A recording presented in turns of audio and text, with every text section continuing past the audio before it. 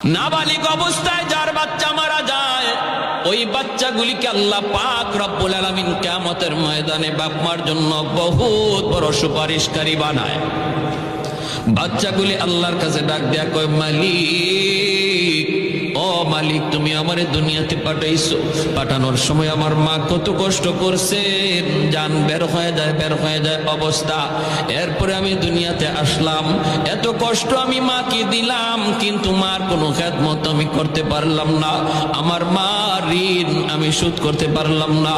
আল্লাহ, আজ যদি তুমি আমাকে জান্নাতে দিতে চাও, আমার মা বাবা সারা জান্নাতে যাইবো না, হয় আমারে বাপ মার সাথে জাহান্নামে দিয়ে দাও, হয় আমাকে আমার বাপ মার সাথে জাহান্নামে দিয়ে দাও।